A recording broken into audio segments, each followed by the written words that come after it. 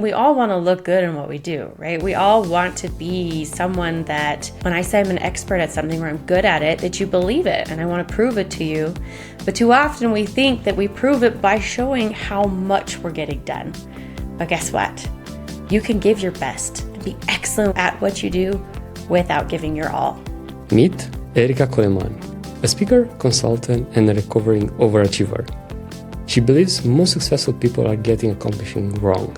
Erika founded $1 million virtual training company that serves some of the top organizations in the world. And her curiosity about stress, motivation, and well-being led her to a master's degree in industrial organizational psychology from Harvard University. And today, Erika is going to share the knowledge and tools to show you how to actually reduce stress without sacrificing success.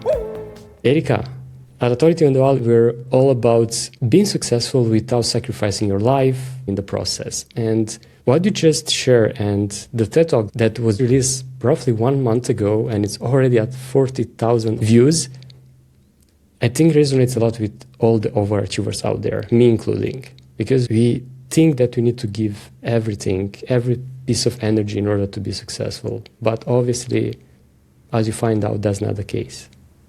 No, I used to actually think, this is how I described it to one of my coaches. I used to think that life was basically a simple math problem, that if you give everything that you've got to give, and you give it full energy and support and everything you can, then everything works out. Like that's how you get things to work out.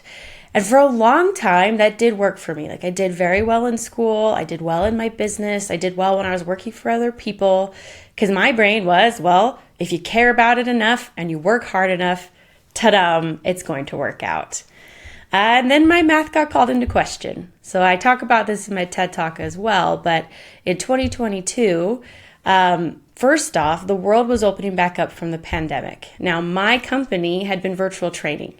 So I knew at the start of 2022 that no matter what, demand for what I did was probably going to go down. Because one, people now knew how to virtually train on their own. And two, they're going back out into the world and not all meeting online. So I was like, okay, it's just another problem to be solved. We're going to pivot. We're going to get creative. And we pushed harder, right? That's exactly what we did. We just met more and we got more brainstorming going. We called in consultants and I was excited about it, honestly, at first. We started new trade shows. And then in March of that year is when I got the phone call, your mom's in the hospital. And then as time went on, found out it was terminal brain cancer. And my mom was the luckiest person I had ever met. So it took us a long time to be like, really? It's terminal? Are you sure? Because she was the queen of loopholes. Like she found, if she could find a workaround, she always found it and always succeeded. And so I had to sit with these two really hard things. One was save the company and the other was don't waste a single minute with your mom. And so I did what I always did. I cared about these things a lot. I pushed harder. I gave everything that I could. And for 14 months, I found new ways to push even more. Like I used to joke, I just have to find energy. I'll pull it from my toes if I have to. And I did that day after day after day. And then 14 months later, when my mom passed away, I had a night where we said goodbye to her. And my body, that was the first time it shut down. My nervous system shut down. And I got very, very sick. Ended up having to go to the hospital and get IV fluids, which I didn't like because for my mom's funeral, I actually have bruises all up and down my arms because I'd spent time in the hospital getting fluids and I had a terrible technician who bruised me up terribly. But I was like, it's mom. Like I'll do it for mom, even though my body was trying to warn me, you're doing too much, you're pushing too hard. And then 2 months later, I sent my last invoice. And it was the first time in my life where I had literally like checked off every box on my to-do list. Because, we make our dream to-do list and then we're like, okay, and then here's the reality one. And we usually let a few things go. I had checked off every single one. It was the first time in my life. And so then I was like, well, there's nothing left to do. I guess I'll sit down. And I sat down and then I literally couldn't get back up. And I still was in denial. I was like, okay, I'll rest for 15 minutes. I'll be fine. It'll be fine. And then my daughter, who was 5 years old at the time, came in with a picture she had colored. And she was so proud of it. And I was too tired to smile. And that's when I finally was like, I'm not okay. What do I do? And when I was talking like with my therapist a little while later, she didn't even call it depression because she's like, you're not sad. You're too tired to even be sad. I was just numb, completely numb. And I wasn't functional. It took a very, very long time for my nervous system to catch back up and let my body be functional again. And so I went, well, wait a second. I did everything right. I'm a really good researcher. I'm a really good student. So when I said, how do you do the best practices in your business and how do you do the best practices for grieving for your mom, I did all of the rules. I followed all of them.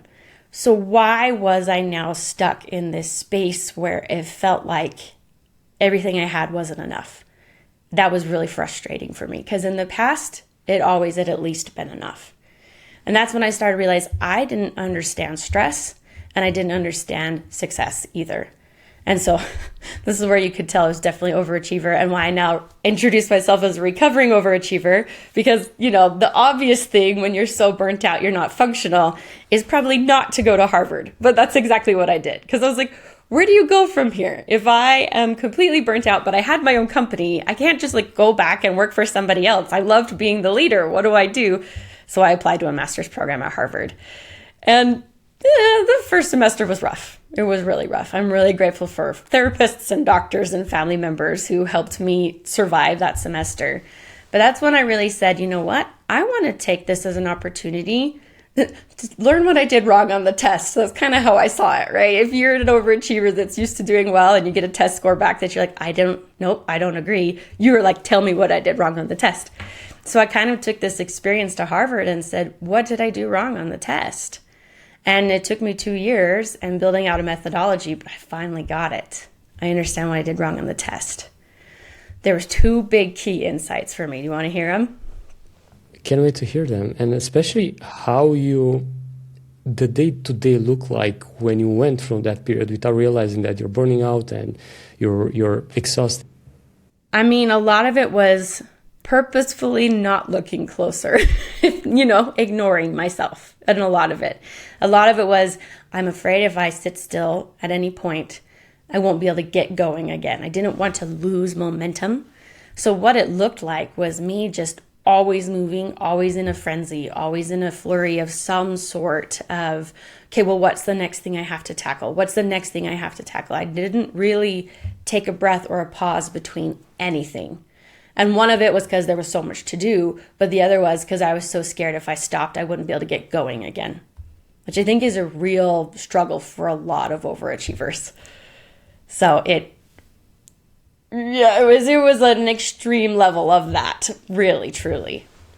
I hate wasting time. It was what it was. Can't waste any time. And not just waste time, but I can share my experience. Yes, I burned out 2 do. times, unfortunately. And now, in all honesty, I feel like my energy is at a minimum. And I'm personally afraid if I stop now to not be in that position again, like you described, to not be able to wake up, to not be able to smile again, and so on, because I was there. And I'm pretty sure a lot of people are like that as well. If now I stop and I quote unquote take a break or do things in different ways, I won't be able to do them at all. Did you experience something similar or? That is what I thought. That's what I believed. That is a great way to describe it, where I was like, but if I'm not moving, I'm dying. There's that phrase that a lot of entrepreneurs hear that if you're not growing, you're dying. That's like a company phrase. You're always supposed to be growing. There is no such thing as static, right? And that to me meant if I'm not moving, I'm dying. But I'm not a shark. That's the only time I actually know of a creature who has to move or else they die. And so it was this, but I can't stop. I don't want to lose momentum. And I think that's one of the big tricky things that we misunderstand is that we believe momentum means consistent pushing and consistent going and consistent effort. But momentum doesn't actually work that way when we look at it from a psychological perspective, especially because we are living, breathing beings. We're not objects that just keep moving. And because of that, we have to actually go back and recycle and give back to our bodies so that we can be sustainably moving instead of thinking, Well, if I ever stop, I'm in a problem. So it becomes this where I let achievement and attainment, because they're important to me and they're urgent, they end up taking my entire headspace. And I was really good at that, right? It's like, just don't pay attention to anything else. I'm only going to focus on the things that matter to me. But your body is reacting to that no matter what. And what I was inadvertently doing is telling my body, you're the thing that's in the way of getting this stuff done. So subconsciously, I'm wiring my nervous system to treat myself as the enemy in the process. So no wonder why at some point my nervous system shuts down. My brain has been trying to ignore it for so long, and it's been trying to get my attention for so long that eventually I've just broken the system. And the system is me, unfortunately. So it is this difference of, oh, I'm not an object to be moved or pushed or extended. It's actually a living, breathing organism that actually also, when I treat it well, performs better. That was a big shift for me as well, to say, oh my goodness, I am the resource that helps me get my things done. Instead of, oh, I just have to push myself harder. I just have to get over it. I just have to stretch a little further. Instead, it's been, wait a second. This is the vehicle that gets the things done. I wouldn't tell my gas tank, well, yes, I see you're at empty, but couldn't you just push for 50 more miles and get me there? No, I stop at the gas station and I fill it up. So it's been learning to treat my body as a better vehicle because I want to get things done, not because it needs to stop, but because it's a high performance machine. And speaking of high performance, people will say like, oh, but Erika, doing less is not caring less. Yeah. So I like when you say even do less in general, like immediately I start going, I don't want to do less. I never want to do less. That's like asking me to be an underachiever. That is fundamentally something I don't ever want to do. And so being able to say, is this about stopping, Gabe? Is this about doing less? Is this, because that's what people tell you when you're stressed out. They're either like, well, you should take a break and a vacation, or they'll say, okay, well, it's your own fault. I hated that one. If you didn't care about doing so many things, it wouldn't be a problem. And I'm like, really? You're going to take my passion and the stuff that I care about and you're going to flip it on me and tell me that's why I'm stressed out. Cool, thanks. I guess then I just won't talk to you anymore. So I'll walk away from that. It becomes a disconnection. So, and there are plenty of people, you'll see it in the science about how quiet quitting and whatnot is rampant. And it's these people trying to disconnect from caring about work because they're trying to protect their own health. But when we look at meaning and fulfillment and long-term life satisfaction, meaningful work is a core component of that. So you don't want to disconnect and care less. But what do we do instead? One of the big things that we have to do is stop this black and white thinking of, I do have to either be always going or stop. That's not it actually at all. It's say, okay, how can I achieve the things I want to at a more sustainable pace? I'm not going to do less, but I'm going to be smarter about the pace at which I take it. Because otherwise the urgent things are only the things that get my attention. And that is not how I want to live, because I have family members that need me all the time. I've got my health that I've actually got to care about, and it never feels urgent unless I'm starving, right? Unless I'm really hungry. My health doesn't feel urgent. So I have to be able to say, I don't want urgency to be my key deciding factor on what I do. I want to be intentional about what I do. And what they've learned scientifically is when I'm more intentional about what I do, I actually get more things done at a higher quality than if I'm just hitting everything as fast as I can. So when I say I want high performance, I'm thinking about it on that level. I want to perform my level best on the things that matter most. I don't just want a huge quantity of things that I'm completing pretty well. No. I want to be absolutely excellent in the things that matter most. And to do that, I have to embrace a different type of pace. So I'm not stopping it. I'm still going for it. You better believe it. Yeah, but when you balance pace, the things that you matter most, and doing your best at them, how do you define them at the end of the day? Because everything might scream for attention: family, job, your business, and so on. And anything can be important to us. Exactly. I love that you bring that up because it brings up a core tenet of all of this that a lot of times we don't sit with enough. And that is that achievement and best are not the same as effort and all. It is really easy to measure my best, thinking that it's measuring my effort. But if we actually look at that objectively, like from a scientific perspective, I can give and give and give and give and give, but it actually shows time and time again that effort does not equate achievement and success. And so I have to say, all right, it's not actually about how much effort I give. It's far more about what are the markers that I want to hit in terms of excellence. So I have to take a moment to slow down up front to get clear on those types of values and what I want so that I don't let effort become the thing that I'm just reacting to everything. I don't want to be reactive anymore. That was my problem before. I was reactive because I could do something or I wanted to do something. I would jump right in. Like those were the only reasons that I would say yes to something. Yeah, I'm good at that. And I want to do that. So therefore I'm going to jump in and I'm going to do it. Versus me saying, I am good at that. And I do want to do that. Is right now the right time for me to do that? No, actually it's not. Doesn't mean I'm not going to do it. Maybe I'll do it in 3 months. But just because I had the idea and the desire right now doesn't necessarily mean that's the reason I'm going to jump in right now. I want to actually take some time to sit with it, do some risk assessment with it, and really say, in the long term, is this something that I would be really proud that I did? And or sometimes I flip the question. In the long term, would I regret that I didn't jump on this opportunity? Or would I regret the process and how I went about doing this? Because otherwise, I'm just letting outcome drive all my decisions. I want the process of getting those things done to be at the table of the conversation of whether or not I'm going to jump on that decision. And speaking of that, because I think it really applies to today's world, where quote-unquote opportunities are everywhere. Everyone is talking about AI. Everyone is telling you, you should do it, you should use it. And it's not just fear of missing out. It's fear of being obsolete. Yes.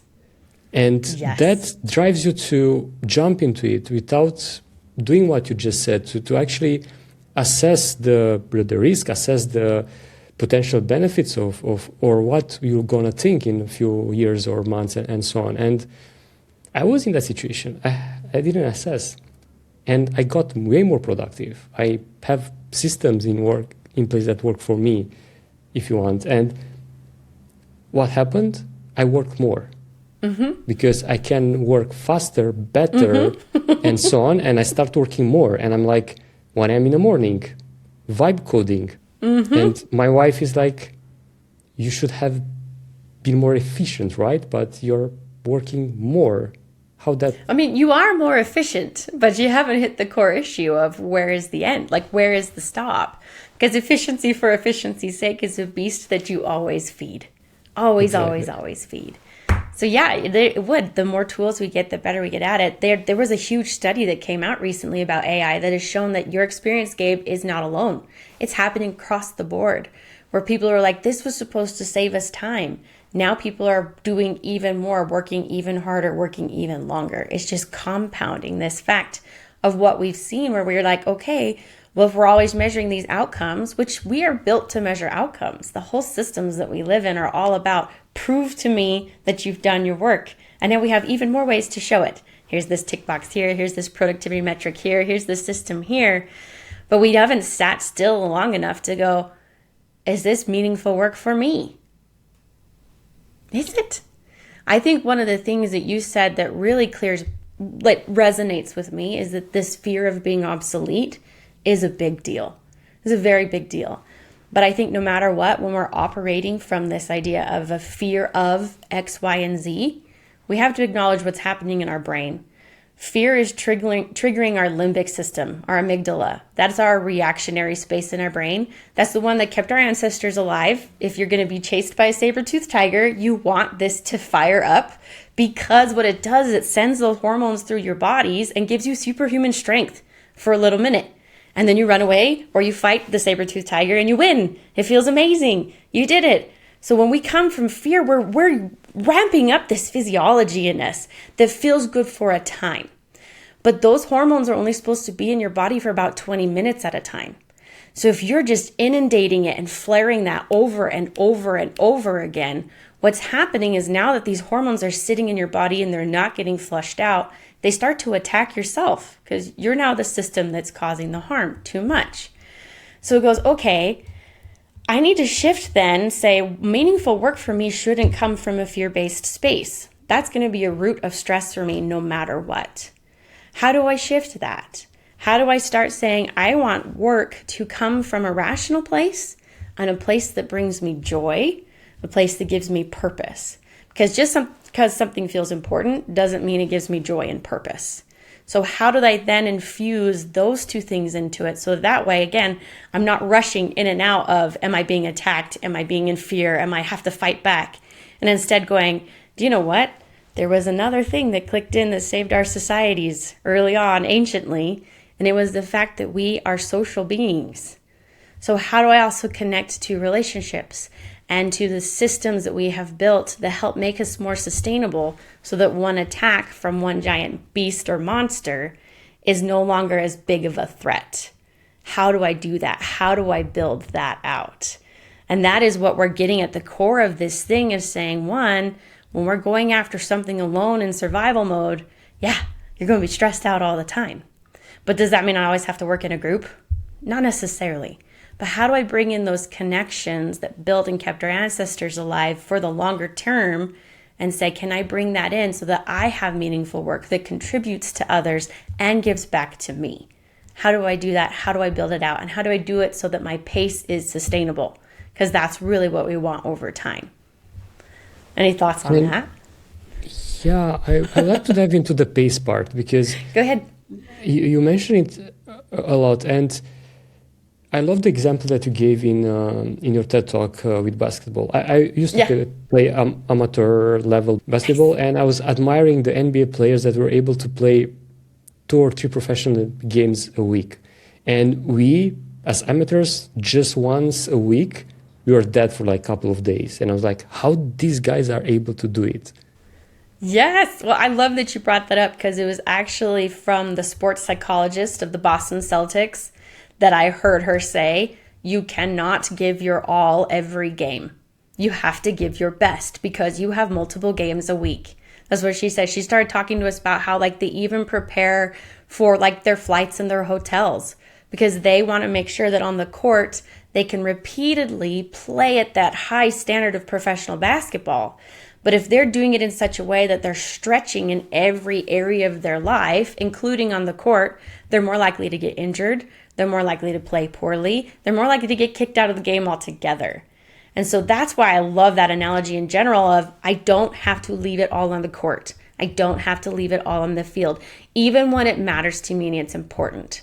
So not everything in life is a championship game, but I do want to be in the game, right? I'm not going to be like, well, just because I don't want to play championship level all the time, I should stop playing basketball. No, I want to play basketball. I still want to be in the game. I just need to know how to change the difference between during the championship game, yeah, I'm going to give my all, but not every day is the championship game. I was actually talking with someone earlier this morning, my coach, Brian Miller, about 2 Olympians that I was like, you know what, both of these gals were even achievers, which is what I call this idea of don't give your all, give your best. Get everything done that needs to get done without sacrificing your ability to do your best tomorrow. That's even achieving. I said there are 2 Olympians that actually represent even achieving, and you may not have expected it. We have Alyssa Liu, who won gold for the U.S. in figure skating. She was originally training for the Olympics years ago and then stepped away because she didn't like the pressure. She didn't like how intense it was. She stepped out of the game for a while. But then she worked her way back in from a joy mindset, by the way, came back and won gold. And I was watching one of her performances and the commentators just kept saying, I can't believe how relaxed she is. Watch her perform these things. Look how relaxed she is. And I was like, when do we ever hear that? An Olympian who's so good at what they do and they're relaxed while they're doing it because they're not letting the pressure get to them. How cool is that? I was like, I'm going to study her for even achieving. Great. That was an easy answer for me. But there was another U.S. athlete, Lindsey Vonn. who wanted to get in, and she ended up blowing out her knee on her first run to the point that her leg is shattered, almost lost it, amputated. And a lot of people would say, well, she shouldn't have been competing. She shouldn't have been performing at that point. She had been injured weeks before. She pushed too hard. She tried to get in. But the big difference to me, she knew at her age that was the last shot she had to be in Olympic Games, period. And so she said, this is the chance for me to give my all. This is when giving my all is appropriate. Did it cost her a lot? Yes. Is she satisfied with that? Actually, yes, because she would have had so much more regret for not showing up at her championship game. So there's a big difference there. We have Alyssa Liu, who knows that she wants to go and compete at more Olympic events from here on. So she said, I'm not going to sacrifice everything in this one event or this one back in time. I want to be able to come back and keep going. What does that look like? Versus Lindsey Vonn, who has this decorated career, and at her age, she goes, I have one more shot at this. This is the championship game. This is the last game I'm ever going to play. This is when I give my all. And I love seeing those two differences because I can sit there and go, there will be times that I do need to give my all, but they are not nearly as frequent as I think they are. So how can I treat those other times as times that matter to me and are important to me, but also continue to build my strength for the moment that there is going to be a championship game? There's a difference there. There is this difference between when am I doing work that doesn't just completely deplete me? I want it to be like a good workout in the gym. I want it to make me tired enough that I know I got a good workout in, but not so tired that I can't work out again tomorrow. I want it to be consistently building my strength. I think too often we are working to depletion every single day, and then we're starting the next day from a deficit. That's not sustainable. And that's one of our biggest issues. And even achieving, walk me through what that looks like in practice for us business owners. If you want, not on the TEDx stage. Literally when your Tuesday is on fire and you know you have to take those things out, you need to have to deliver, I don't know, client work or for your family and so on. What frameworks do you apply in order to make it work? Yeah, I love that. So there's a couple of things that I've changed in my whole approach for things like this. First and foremost, when I see or I know if I can anticipate a big day is coming, I now prepare for it differently. In the past, I would have been stay awake, and I would have grabbed so much caffeine, and I would have thought, whatever can I get to help extend myself and drink, squeeze more time out of whatever I have. Instead, now I go, okay, my body's the resource for getting this done. The night before, I have a very strict bedtime routine, and I say, sleep, step one, I'm going to be rested for tomorrow. And then I wake up, I have a nutritious breakfast instead of whatever was fastest to grab. I hydrate with my water, and I start saying, I've got to treat the vehicle well for this road trip because I want this road trip to go well. And then I also, in my studies, found out about cognitive load, where our brains, when they start to feel, brain fog, and it starts to get a little fuzzy, if we keep pushing at that point, our quality of work is going down, and we're still pushing. So we're getting tired and our quality is going down. So now I have staggered breaks built into my day where all I do is get up and walk around. I have a backyard track that I walk around in the backyard, and I look at a couple of flowers and I take a deep breath of fresh air, and then I come back in. It's 10 minutes. I'm not saying, I need to take a full day off or I need to take 2 hours. No. I have a timer because sometimes I get distracted. So I time it for myself. But I say, I'm not going to expect myself to just plow through this. I want to give my level best, which means my brain needs a chance to do that. So I will set a timer and I'll say, okay, I've got 2 hours to work on X, Y, and Z. I lean into it. I usually turn on some form of music so I have joy and creativity also flowing. I think, okay, this is my system, 2 hours. And then when that timer goes off, instead of jumping into whatever might grab my attention next, my email, whatever, I get up, I walk away.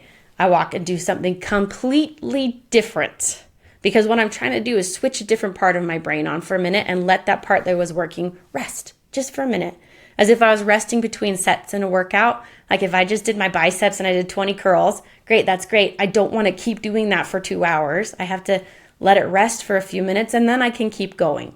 So that's why I want to treat my brain like that as well. And so I go, okay, get up, walk away, do something completely different. Sometimes I play the piano, sometimes I go for a walk, sometimes whatever. And then I come back and I keep working. That's part of the pacing difference that I've started to embrace, because I go, oh, my brain actually isn't capable of just plowing through at the quality that I want. It's not built for that. I want to deliver quality. So I'm going to actually now respond to what my physiology needs.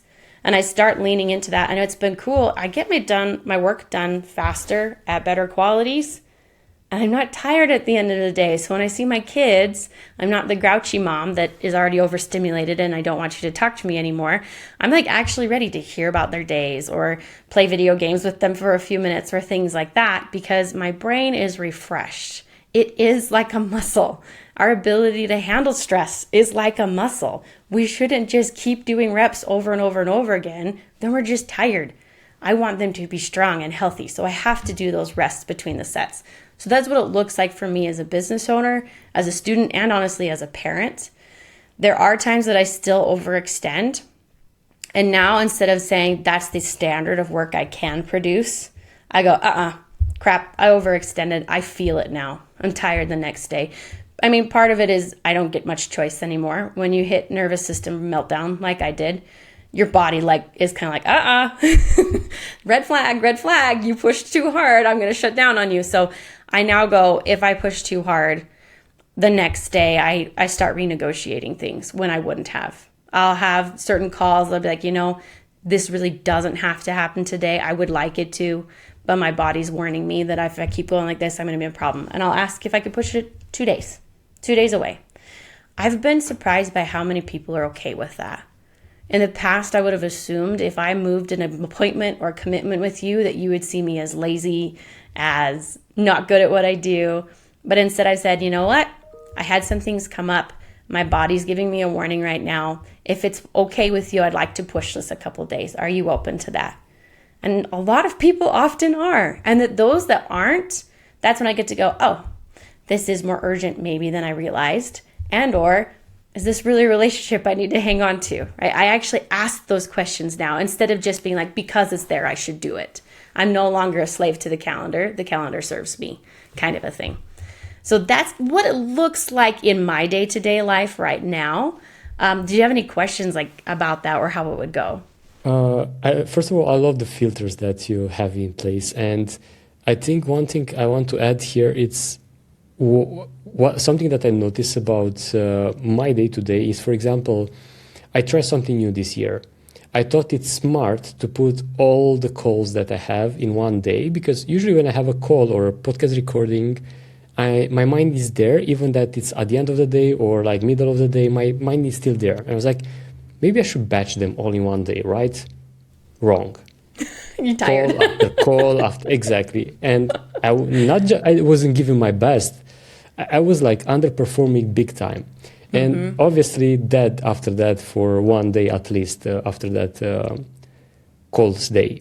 And I think, speaking of pacing, the way you describe, like, instead of like batch everything in one day, having that context switch, which is so important if you're not like multitasking and so on, give our brain a bit of break, and we can actually enjoy more what you are doing. And I'll, after this recording, I'll write on a post note and I'll put on my monitor, are you overachieving again?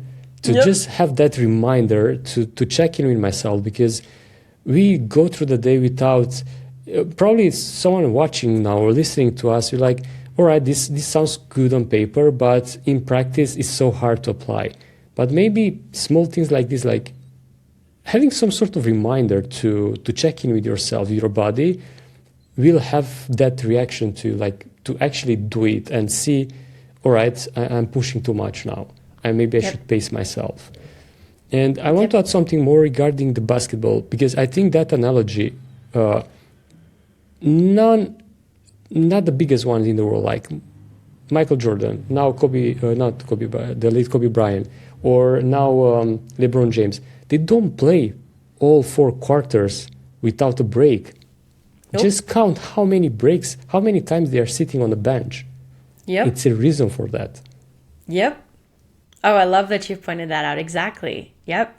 Even so, one of the jokes I have when I was debating that story versus I have some friends that are on Broadway in New York that do 8 shows a week, every week, week after week. Even them, they're not dancing the entire 2-hour show. They have 1, an intermission, and 2, there's always individual things throughout a show. Very few shows are a one-man performance for 2 hours. You have different stages where you rest and you come back and you're on and then you're off and then you're on and you're off. Like, we are built for that. Our bodies and our brains are. And if we want to be able to perform at that top level, the championship level, we have to honor that in its different ways.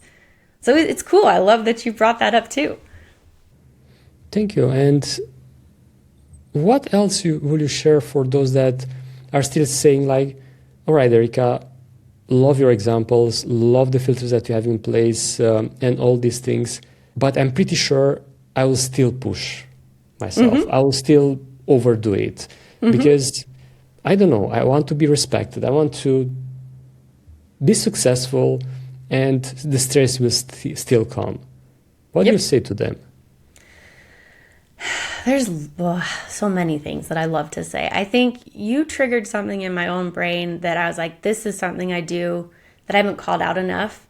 And it is where I start asking myself, if I'm moving too fast to check in with my body, I already know I'm not going to be able to keep up with it, period. And in my brain, I always am reminding myself, if I want to actually be respected for a long time, because I don't just want to be respected tomorrow. I don't just want to be respected for the next 2 years. I'd like to be respected for my whole life. So I got to start thinking of this as a long game. This is a full-blown marathon. It's not a sprint. I'm not going to run every part of it as fast as I can. So if I am running in such a way that I'm not able to check in with my body, if I'm trying to ignore myself, I know I'm moving too fast. And on top of that, it means I'm treating myself as the enemy.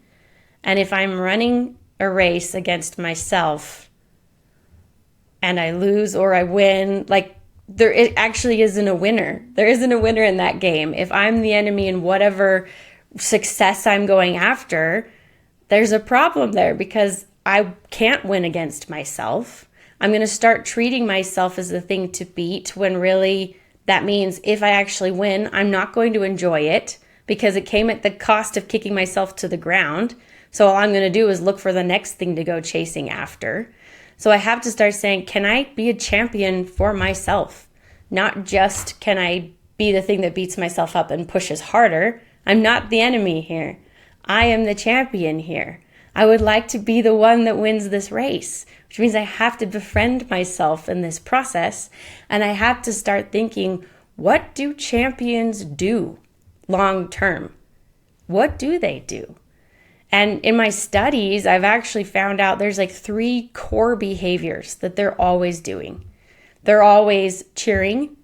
They're cheering for themselves. They're cheering for others. They enjoy what they do. I am not always great at that. I'm good at what I do, but do I always enjoy it? Not always. So I've got to make sure I'm building in moments of cheering myself on. Because I want motivation to keep playing the game. And that's what cheering does. It gives our motivation fuel. Then also I try to think to myself, okay, I've got to provide resources and needs. That's skills, resources, things that help get things done. That's what champions also do. They don't just say, just play the game. They're like, oh, look, you need to change your technique here. Or you need to go drink some electrolytes. They actually provide skills and resources so you can keep playing the game. And then last but not least is that call out piece, which is, Gabe, is what you're hinting at, of I have to be able to call myself out when I am pushing too hard or too fast. A champion does that. If we aren't playing well because we're doing something poorly, they will call it out. They care enough about the long-term purpose of this game that if you're doing something wrong, they call it out. So I've been saying, where are these moments that I need to call myself out? And those are the filters we've been talking about. One of those for me, if I'm moving too fast that I'm not checking in with my body, I'm going to use that as a call out. Erika, I'm in this for the long term, and I want to be a champion of this game that I call life.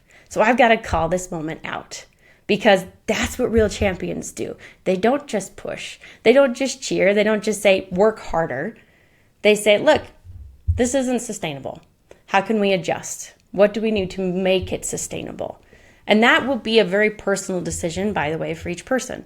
But I think that's why when you're talking about like AI and how it actually added more work, is because you provided skills and resources, which is great, but there was no call out piece. What is the limit for yourself on that skill and resource in terms of how you want to use it so that it's sustainable and consistently adding you joy so that you can cheer on this life that you're trying to live? That's the new framework that I'm really trying to work and build out in my own life and in my clients' lives, because stress moments can be actually helpful. If I have a championship game, I want those hormones in my system to help me play my best, but I don't want them in my system for my everyday games. So how do I make sure I'm balancing that out? And that's how I do it. I find ways to cheer. I provide myself with the skills and resources I need to get things done, and I do it without ego.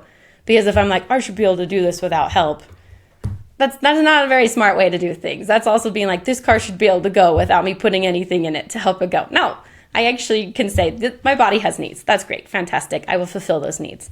And then that last piece of, and I will call myself out when I push too hard, when I overextend, or when I expect those around me to do the same, because I want to be their champions as well.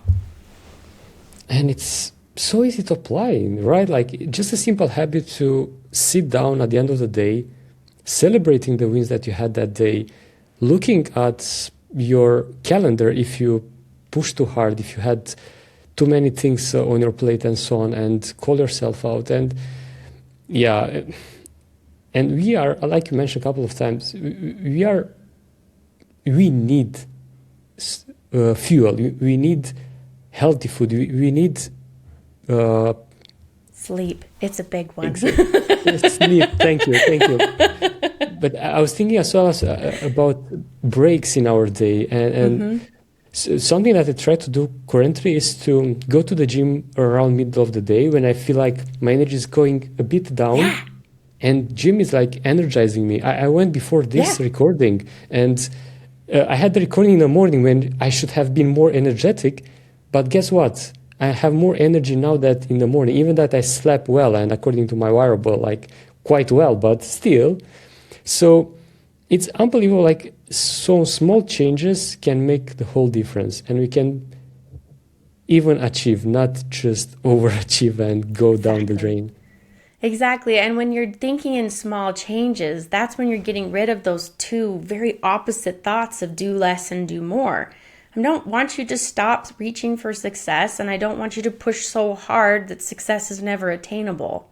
It's small changes that actually make the big difference. I love to say big dreams are built on small actions. And so for you, instead of thinking, how do I maximize each small action, you can actually say, okay, how do I care for my needs and fuel my drive and check in with myself with my small actions? That's really what I'm trying to do. I want to fuel my drive, and I want to make sure my drive is something that can keep going because of how I'm treating myself. And that only happens when I'm better at awareness, at checking in with myself. I like to teach even achieving as like sitting on a teeter-totter in those playgrounds, where it's never, you're not just suddenly an even achiever. Congratulations. No. Some days I'm going to be a little bit of an overachiever. But the difference is I know how to balance it back out. I know how to say, yes, I'm overextending right now. Sometimes I'll even sit with myself and go, why did I feel like I had to overextend right now? Was there somebody watching me? Was there a huge deadline I was trying to hit? Was there a time investment? Like if I spent so long on this that I felt like I couldn't walk away now, or even more so, was I treating myself as the thing that was getting in the way? Those 4 things I look at and say, I already know psychologically when those are present, I'm more likely to overextend. And so if I sit with them and put them on the table and go, yep, I felt like I need to overextend this time because this client demanded this time, and maybe I didn't plan the time well enough for X, Y, and Z. Then I can treat it like my math problems of the past and say, okay, what was X here? I have to solve for X. So I did push. Why? What did I miss here? What did I not understand here? So that when client comes back again, I can renegotiate my terms and still give them the level that they want, but this time without overextending. So, Gabe, when you overextend, that's great data when you're aware, because you can say, why did I overextend this time? And I don't want to repeat it. So what am I going to do differently next time? But if we're just checking boxes and moving on, I'm never going to ask that question. So those check-in moments are your most powerful thing for any form of sustainable high performance. Those are the things we don't want to skip, no matter what. Because that's when I can say, based on this season of my life, I can do these things versus this season of my life where I can only do these things. But I'm not going to know that if I'm not regularly checking in. Absolutely. And while life gets busy and we just find ourselves not checking in, maybe small reminders like the post-it note that I plan to do. Oh, I love it. It's a good way to be there, like seeing the actual thing in front of you. And you can use people too. That's what I use. I am so good at when I care about something, I'm like just completely absorbed in it. And my husband knows that I don't want him to become collateral damage to whatever success I'm going after. I've told him that. I was like, you matter to me. You're important to me. I don't want to somehow lose you because I was distracted. And so he knows I have given him full permission to be someone who calls me out, where he will say, Erika, are you pushing too hard on that? And I'll be like, because I really like it and I want to keep going, usually. And he'll be like, and then I will fill in the blank and say, you're right, I can step away. I will still enjoy doing this tomorrow. I will still have these things to work on tomorrow. And you're here right now. And this is the time I promised I would be present for you. Because otherwise I'd sit on the couch by him. Sure, we're next to each other, but I'm not there with him. I'm thinking about everything else I want to be working on.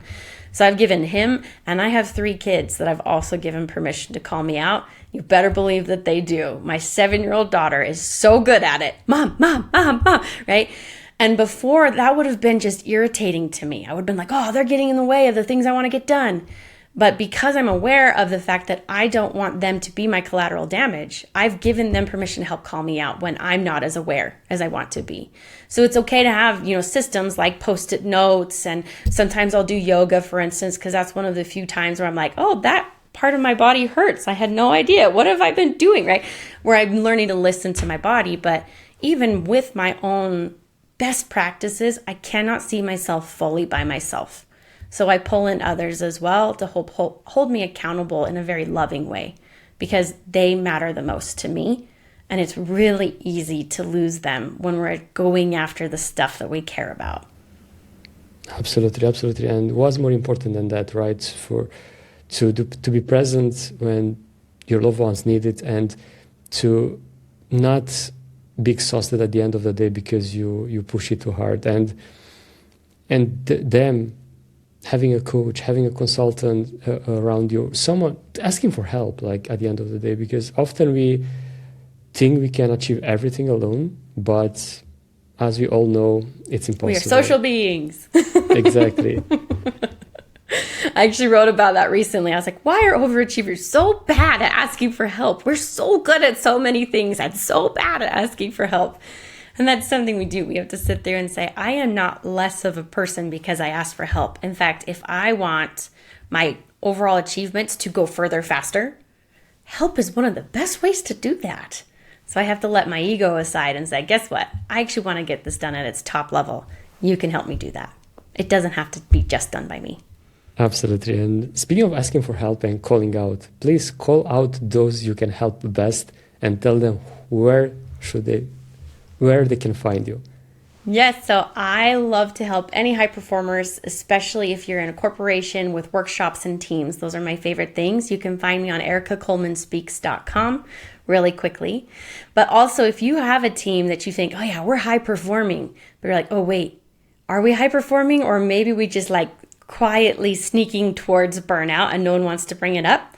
I do have a scorecard that you can take for free at balanceyourteam.com to help kind of see where are we doing in terms of our team's overall balance, or are we quietly encouraging everyone to overextend, because the best teams will consistently give in to each other. But if you burn them out, you lose a whole system of people. So that's one of the best ways to find me. Of course, you can also watch my TEDx talk. I would love to connect with anyone that resonates with that message as well. Love it. And for anyone watching or listening, make sure you check the links because there will be down below in the show notes. And Erika, you wanted to share with me two things roughly at the beginning of the conversation, and I didn't let you. Probably already touched on them during our conversation. Oh, I don't remember which ones they were, Gabe. I've moved on. It was something about what you discovered in your Harvard studies. Oh, yeah. So my big moment when I finally changed my mind about stuff. So I was taking a class called Stress Coping and Resilience, and I loved it. And for 13 weeks, I found out how I had done so much during my mom's cancer journey and during my stuff. I was like, oh, I'm freaking good at stress. Like I was learning all about resilience and how to push further and get even stronger and better. And so I was kind of like, I don't understand. Why is this still the problem? And then the last week of that class, we learned about the dark side of coping. I was like, wait, coping can be bad? What? What is the dark side of coping? And we read an article by Adam Grant and Barry Schwartz. And in it, they asked, can you have too much of a good thing? They went and took the best virtues you can think of, Aristotle's virtues like courage and persistence and optimism. They said, what happens when we overdo those things? They found out every single one of those virtues at best are going to give you diminishing returns, which means for how much effort you're putting in, they stop giving back. And at worst, those good things actually become harmful to you. And that's when I learned, oh, just because I didn't do anything bad during my mom's cancer journey and I didn't do anything but best practices during my business journey, I used so many of them and I went so hard, fully engaged in each of them, that it did cost my body all of its ability to function for a while. And that's when I went, I cannot just assume because it's good that I need to pursue it as hard as I can right now. That doesn't get to be my deciding factor anymore. So now it's this idea of, this is a good, wonderful thing. How do I make sure I don't overdo it so that it becomes a harmful thing? That's been a question I now hold with me all the time, because I learned the hard way that too much good can also be a problem. And I don't want to stop doing good. That would be do less. I'm not going to stop doing good. I'm still going to do it. I'm just not going to overextend on it, because when I do, I can make it harmful to me. This was Erika Coleman on Authority in the Wild. And if this conversation made you think differently about achieving, you know what to do. Make sure you follow Erika's work and subscribe to the podcast to not miss the next one. Until next week, pura vida.